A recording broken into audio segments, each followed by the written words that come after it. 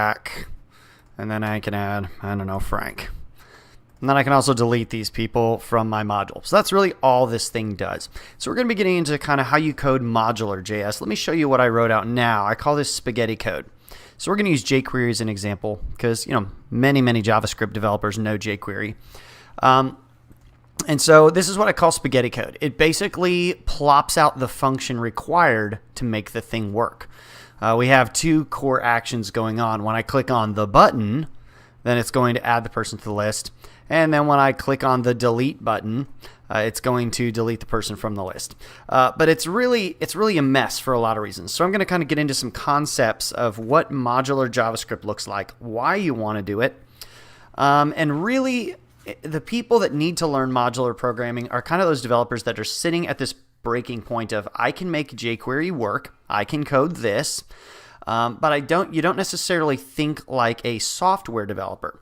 So as soon as you start getting into large applications, what I'm looking for when I'm hiring a developer to work on a large application is someone who knows how to break up their code into logical components that do one thing, do it well, how to have the components work together.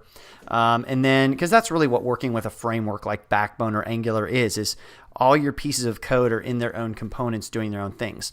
So what I'm going to show you today is kind of an in-between step between just plunking out jQuery and using a framework like Backbone or Angular to start getting you thinking in terms of components, separate pieces of functionality. So let me go over some ground rules real quick on what a modular or what a JS module should be. For one, it's a self-contained module. So everything to do with my module is in my module. So in this case, my module will be this part of a web page. If a web page has 20 different things on it, this people adder will be my module. There's going to be no global variables. See, there's a problem with this JavaScript right here is that I have var people and var template.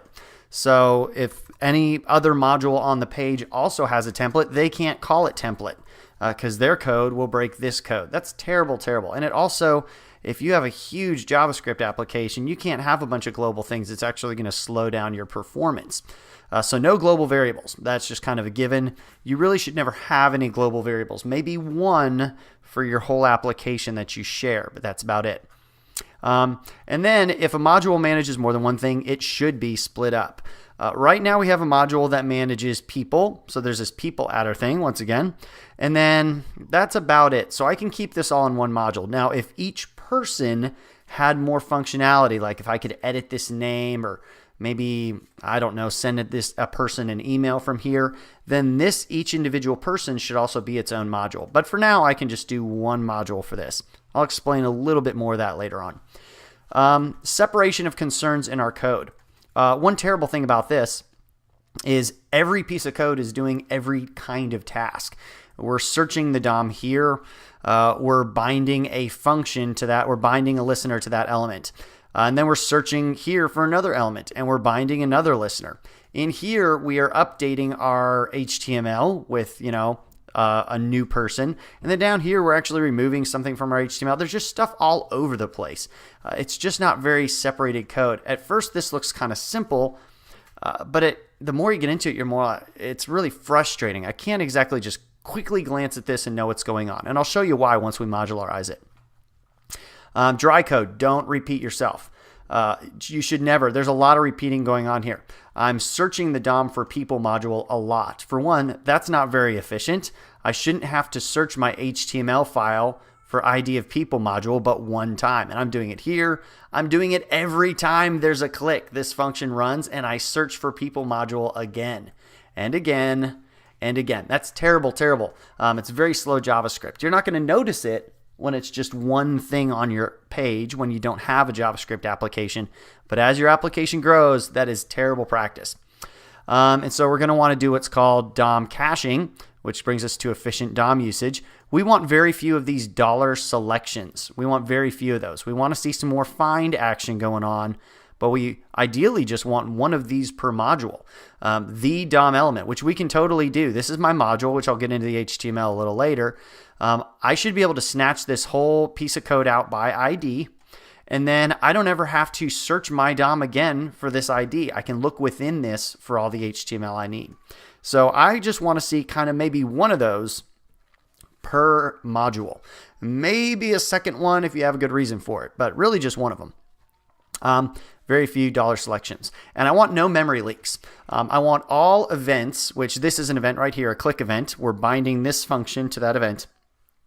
I want that to be able to be unbound. So what happens if we're on a single page module, a single page application? This is really where it comes into play. Is if you're on a single page application, you can navigate to 4 or 5 different pages without ever actually navigating up here. It's called a single page app. Then this people thing actually has to go away for a time. And then it has to come back. It has to go away and it kind of has to come back. And whenever it goes away, I want all these events to go away with it. Otherwise, I'm going to end up with a memory leak. As long as there's an event bound to this people module, even if the people module disappears, it's not going to take it out of memory because it says, hey, you still have something listening to it, so I'm not going to take it out of memory. And that's where you'll get a memory leak. So the more someone uses your application, say it's something like Gmail where you never navigate away, but you might go to an email and then back to an email list, and then to another email, back to an email list. If you have a memory leak, even something as simple as one event listener that never goes away, then it can keep piling up on top of itself for every email you've seen. And eventually your browser runs out of memory and crashes or gets very slow, or your whole computer starts running slow. So that's kind of what a memory leak is. We'll get into that in a little bit as well. So these are some ground rules. Let's just actually start covering what does actual modular programming look like. So let me just kind of comment out this code real quick. The basis of modular programming, we're going to be using an object literal for this one. It's an object literal pattern. I'm going to actually put a link to an ebook from Adi Osmani that's really good, that covers a lot of design patterns. Lots of times it's just an object literal pattern. And all that is that's just you're using an object. So we could call this my module equals, and there's my object. And then you can add values to this. I could go name. My name is Will, age 34. And then I could put say name. And this would be a function. So it's called a method. A function that lives on an object is called a method. So this is the say name method. And I could just go alert this.name. And this refers to my module, since this is the object that it's sitting on. So that will alert Will. So now all I have to do is go my module dot say name. There you go. And so now if I save and refresh, it shouts Will. Excellent. So I could do another thing to here. I could go set name. And then that would go this dot name equals, well, let's see, new name. So I could say set name, give it a new name. Now this dot name equals new name. So that's kind of how a module works. And so now you can see this whole Will thing is now living on one object. So I could go my module, set name. Let's set it to Willis. And then I'll say my name. So it's just going to say Willis. And so I have access to my module here. Dot set name me. Oops, I actually changed my frame on accident. Whoop, let's go back to that top frame. I have AdBlock Pro running. So let's go my module set name me, my module say name. And now it's going to say me. So that's kind of how a module works. And the methods that you expose to other modules, the things that allow other modules to do actions, are called your API. So currently my API has two methods. It has say name and it has set name. So that's kind of what I have here. I'm using say name and I'm using set name. Now with the object literal pattern, everything is accessible. So I could actually hack this and just go my module dot name equals me, or I guess I could change it back to Will.